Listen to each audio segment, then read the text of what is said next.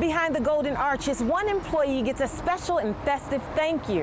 Welcome to Meadows. What can I get started for you today? I'd like to order a party for Christine. All right. We can come straight on in. Let's go. District Attorney Paul Frazier says officials need the public's help as they work to identify a suspect in the murder of 34-year-old Amber Towson in front of a home on Cape Argo Highway last weekend. The Oregon Coast Rail Riders Coquille are rolling through Sturtevant Park with a ride built to keep fitness enthusiasts on the right track.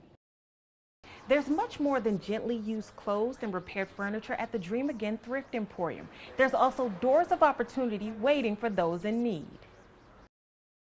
The looming closure of the Behavioral Health Department at Bay Area Hospital has Coos Bay residents concerned. They say with recent acts of violence across the country, the timing of the hospital's announcement couldn't be worse. It's National Thrift Shop Day, and as prices continue to soar on everyday items, many turn to thrift stores to get the most for their money. Find all kinds of things.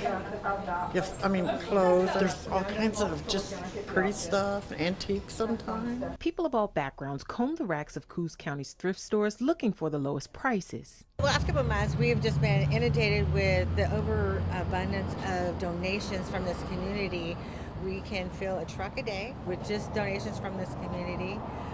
We have a lot of people looking for sales. At the South Coast Hospice thrift store, kids' clothes cost about $1 on average and just under $3 for adults. National Thrift Store Day is meant to put charitable organizations in the spotlight. Proceeds from sales fueled by hundreds of monthly shoppers go to the store's hospice program. At the Salvation Army thrift store in Coos Bay, more than 80 cents per dollar goes to serve people through food boxes, clothing vouchers, and utilities payments. Major Stephen Bradley, interim corps officer, says one of the Salvation Army's sayings is, "Need knows no season." He says they meet the needs of people through the generosity of others. With inflation, with the recovery from the pandemic, and many other issues that are going on in this country, people need things that they can't afford in the normal stores and department stores. That's why some avid shoppers are also big givers. That way other people can, what I don't need, instead of throwing it away, other people might be able to use it. Reporting in Coos County, I'm Gold Meadows.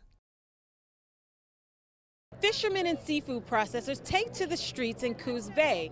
It's in support of the slogan, "Protect U.S. Fishermen." The seafood community was joined by family and supporters to rally at the Coos Bay Boardwalk ahead of a march down Front Street to the Coos History Museum. This to celebrate the industry and bring awareness to plans for offshore wind farming. A lot of these wind farms that are coming in are right in the middle of prime commercial fishing grounds. Executive Director of West Coast Seafood Processors, Lori Steele, says she wants wind energy done in partnership with the fishing industry. We need a seat at the table in order to minimize the impacts. We're very concerned that the call areas were picked without a lot of input from the industry. Heather Mann, Executive Director of Midwater Trawlers Cooperative, says the Bureau of Ocean Energy Management hasn't researched ocean ecosystem impacts enough to select current call areas. They're inside 1,300 meters, and we had asked for them to do something outside 1,300 meters, so we're not thrilled about it.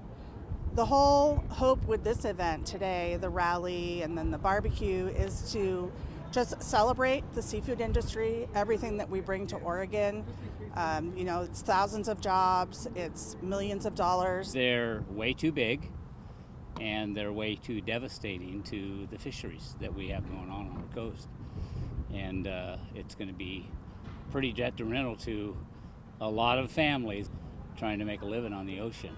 We're a family, we're not a boat, and we're not just an industry. Captain Mike Rutherford brought his family from Newport in a show of solidarity. There's people, there's Oregonians, there's fishermen, there's families, and there's communities that are together on this, and we want to be known. Our voices need to be heard. Call areas contain hundreds of square miles of ocean and will be home to offshore wind turbines off Bandon and Coos Bay. In Coos Bay, I'm Gold Meadows. Time to move wind energy areas offshore to 1,300 meters.